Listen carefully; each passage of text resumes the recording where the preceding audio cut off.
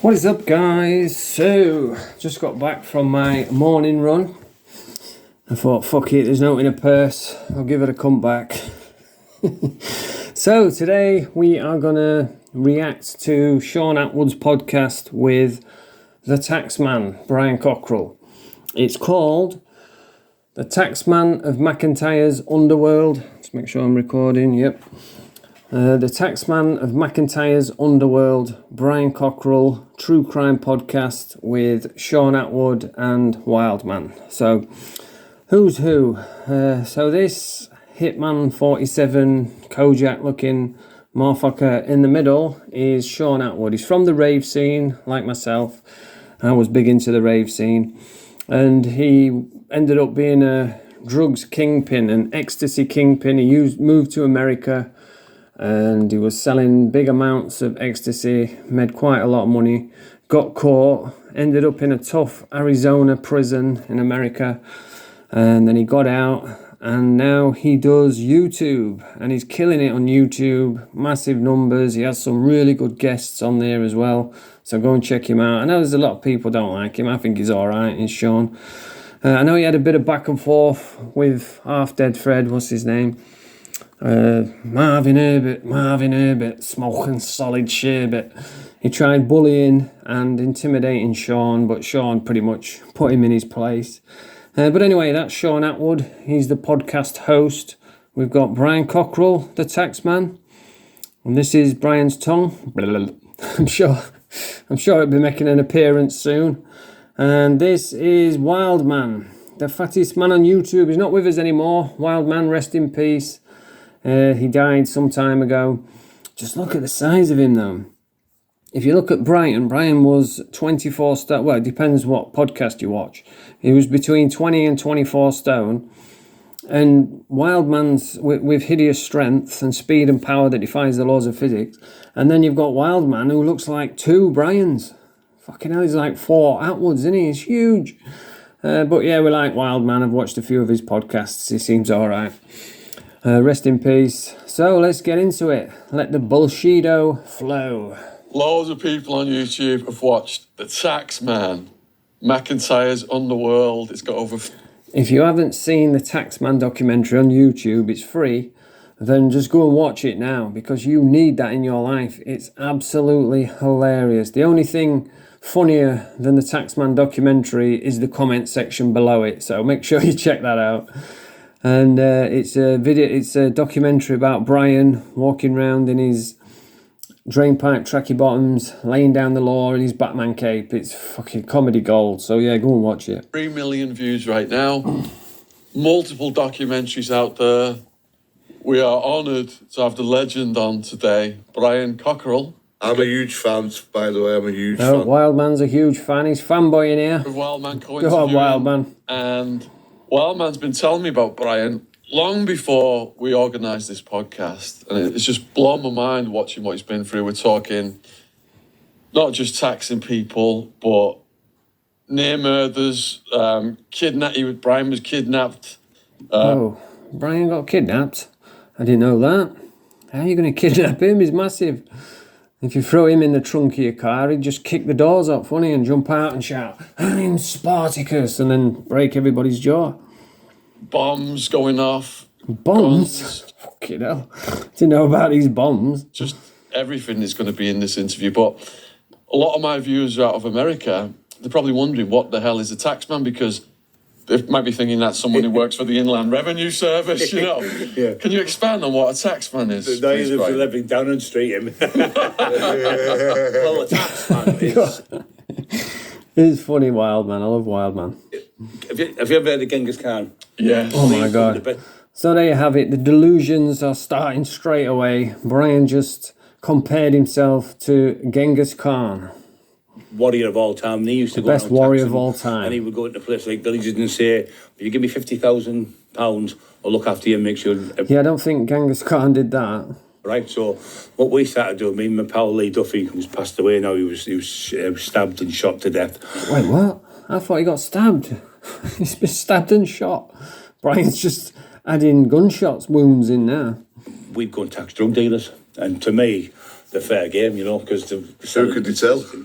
And You can't go to the police, could they? well, to tell you the truth, I'm the first person in British history to be arrested. Yeah, whenever Brian says, tell you the truth, you know it's bullshito. We allegedly attacked a drug dealer of a kilo of coke, and he went to the police, and the armed response come. There was 17 of them, I remember at the time, and they said... There he goes. Every time Brian gets arrested, he goes out with his notebook and pen and just counts how many people there are and then jots it down. Brian, open the door to the police, open the door, and I wouldn't, but they won't kick the door in because I'm down. See, the police won't kick Brian's doors in because his hands are classed as deadly weapons. His handguns are literally his hands as guns. Damn, they say. Yeah. I wonder if it were the SAS dressed in ninja suits. Out there with these Azuzi troopers that were out, and they're all stood Wait, outside. what? Azuzi? Does anyone know what an Azuzi trooper is? That's a new one. I've never heard that one. Let me know in the comments what an Azuzi trooper is. I thought it was the SAS that came after Brian. Come on. In the end, I went out and got arrested. And I was arrested for armed robbery for taking drugs off a black lad from Nigeria, bringing him into the country. And I've taxed him, but when I went to court, the judge said, how could this go to court? He's bringing the drugs. Luckily for Bri, he's got a genius level IQ and he's a solicitor as well. So what he does, he goes out, he breaks the law, solves his own crime, and then defends himself in court and gets himself off. That's why he's only ever done 3 months in jail, even though he's been suspected of like murders and trafficking and everything, robberies. It's just never heard of, so it was the first person ever in history to be done for it. Holy shit! So the judge didn't kick it out. Holy smokes, Batman.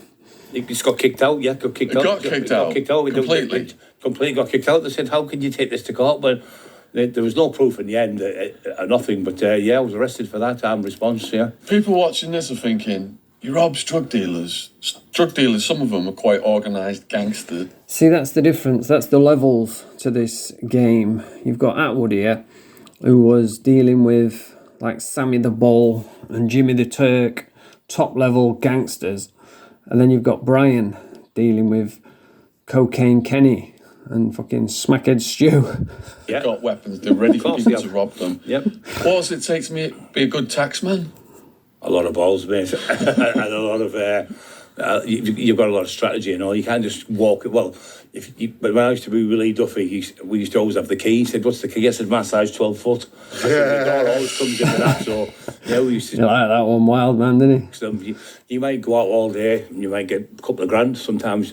But see, years and years ago, when we were doing it in the early 90s... Yeah, we've heard that one. How did you get your intelligence on who to rob? Well, it's a genius level IQ. People would be scoring, like, say, Tommy Smith would say, Johnny Jenkins is selling, he's selling, and so you take him up. Or you could get somebody like say you just hypothetically speaking, you were the dealer, and you were going to give 10 key to him. He's dropping 10 key at 10 o'clock tomorrow. So I'll say, well, I'm going to have to give you a bat in the eye, but I'll give you 2 key for doing it. Yeah, that's actually probably a true story because they used to come round to me and try that when I was selling heroin and crack. By the way, the hardest job ever. It's a fucking nightmare. Loads of money to be made, but it's a nightmare. And they used to come around and say, yeah, we'll beat you up, rough you up, give you a black eye, and then we'll keep all the gear, all the crack and all the heroin, and we'll split it 50-50. And I was like, nah, fuck that, I'm not doing that, mate. But I ended up getting robbed anyway. Getting 8, and he's getting a bat in the eye, getting a black eye, but he's getting 2 kilos, he's making maybe 5 grand or something, and I'm getting the gear, so there's different ways of doing it, Now, you made it sound like it's quite a smooth operation, but Yeah. I imagine sometimes it went wrong. Yeah. Got any stories there? I'll tell you a very, very funny one. I went to do a tax to this house one night, and there was these black lads selling, because... On this one, remember, Brian has said, by his own mouth, that he does not tax women or children. If he goes into a house, kicks the door off, runs in, and there's women or children there, he says he leaves. He doesn't do it. A lot of the yardie lads were coming from like Liverpool, Wales, Manchester, London, that, because they've only been a little place, Middlesbrough. There's not as many places and not as many cameras, so they were selling the houses. So I go to this house, there was 2 black lads in, one had a screwdriver, I thought, I'll do him. I'll knock him out and bang him. But anyway, I knocked him out and grabbed the gear off the... Broke his jaw in 4 places. But there was 2 big fat girls, big like Jamaican type girls, with a blanket on them. They were sat there, and I thought, they've got nothing to do. So anyway, I'm getting the gear, I turned around, she CS-gassed me. I went, fucking hell, I couldn't see or nothing anyway. And then one had the knife, and anyway, I had to pick it up. I couldn't. See, Brian, who doesn't tax women or children, picks up this black woman and uses her as a human shield after getting pepper sprayed. But to be honest, getting pepper sprayed, it's not, it's fucking horrible. It's one of the worst pains that I've ever had. I think it's top 3 worst pains of my life was getting pepper sprayed. It fucking really horrible pain. And I had to pick it up and use it as a shield to get out of the house. And they phoned the police on me, and the police gave him an escort back to Leeds with the crack in the pockets. It's unbelievable, honestly. Wow. The police, you got to go, Brad, but I'm outside pouring water in my eyes because my eyes are absolutely, that's CS gas. Yeah, so it's horrible. It doesn't always go to plan sometimes. And they were bonny lasses too, like, they were big. Fucking wild, man. He's not bothered about the story. All he's bothered about is those 2 fat chicks. You had me at fat birds. Oh, they were big girls, yeah. Yeah. But, that was a funny story. But, we've had some beauties. I mean, I remember Lee Duffy telling me a story. He said he went in the house, he was going to the lad, where's your gear? And he kept stepping up. Yeah, we've heard that story. With some lads at Redcar once. And when we got there, British Horse, he was there, Vulture, a few of the friends. Oh, Vulture, that's Brian's crew. Vulture and Terry Thicko.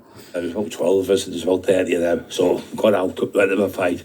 And there's a bang, bang, banging at these firearms going off. I thought, they're blanks. They're just blanks. Yeah. Turned round, all the fucking lorry, where it's not like the van we were in, all the windows are smashed. And I'm about 21 and a half stone now. I was 24. He was 24 stone last podcast. And the lad behind me was 12 stone, he got shot. The lad behind him's 12 stone. I wonder if, like, you know, when you meet Brian for the first time, you'll be like, "Hi, all right, Brian, how's it going? Yeah, just do us a favour. Just stand on them scales. How much do you weigh? How tall are you? Are you a top fighting man?" So it's not as easy as you think sometimes, but most of the times it was just we'd have people knowing when they're getting gear dropped off or when it was coming type of thing, so we'd just take it off them. Like you said, look, they can't go to the police, but... Yeah, but somebody's got to stand that debt.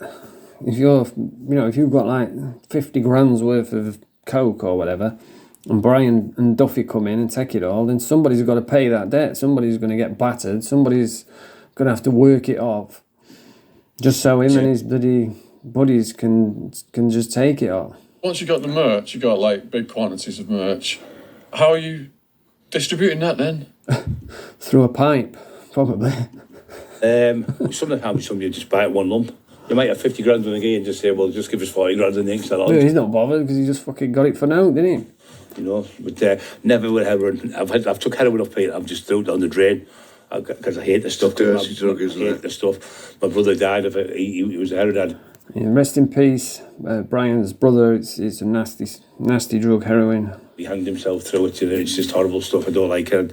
I don't like it. And where I live, Ingleby Barwick, I mean, I don't talk to police, but I'll go, He don't talk to police, but he had one on a podcast not long ago. Like, I'm sorry, like, just to keep the peace and everything. And he's fighting for his breath, isn't he? He's only sat in a chair. One came to my house and said, oh, there's been about 17 burglaries on here in the last night. Within 2 hours, I got all the stuff back from all the houses, the cars, the keys, everything was all got back. So I do good for the community. So how did you do? You know what? We should. He's such a good man, isn't he? We need to get a Brian Cockeril statue put up in the town centre so we could all go stand in front of it, you know, shake hands and hug each other and just bask in its radiant glow. I just found out who it was straight away. Within 10 minutes, I knew who was doing it. But when I had a fight with a big lad called the Iceman. Whoa! It's the Iceman. The Iceman turned up with Magneto and Brian just broke his jaw in 4 places. 26 stone, ex-Marine. 26 stone, ex-Marine, SAS, in a ninja suit. I beat him in a fight and he grasped me up and got done for attempted murder. Yeah, he went to the police. I've got the full statement and goes to police on me. I got remanded and they had started the fight. He had a machete. They kidnapped my mate and attacked him, hit him on the head with a machete, split his head over 20. That probably was Deadpool that did that. it's just stabbed him, and I've run down the street. So I'm leaving alone, you killed him. So I kicked the door in. But when I kicked the door, all the bricks fell in through the walls. So I'm going See, Brian don't kick doors off, he kicks fronts of houses off. and this Iceman's track, it's called the Iceman. The Iceman had to spray a ice wall to stop him, but Brian just ran head first straight through it like the juggernaut. You know, because the door was locked, so he had to go. So I punched him and dropped him. And I picked my pal up, picked him up, took him outside, tried to fight this Iceman. He wouldn't fight, but he could hear the helicopter coming because we were there. Oh, that'd have been Striker in his team. Anyway, next SAS. minute, they've made statements, but because they haven't had time to get the statements together, they've all 6 different people made 6 different versions. There was 8 there, there was 6 there. I said, how can you get 6 people in a car? Because you did one another. Exactly, mate. But what happened is the police just withheld all that. And what happened is, what got me off was it was an old lady and an old man in the late 60s made a 999 phone call. Now, when you make a 999 phone call, it's recorded. Yeah, straight and to the house. It said, oh, there's a big black lad hit a lad over the head with a machete, but it wasn't. It was a little samurai sword.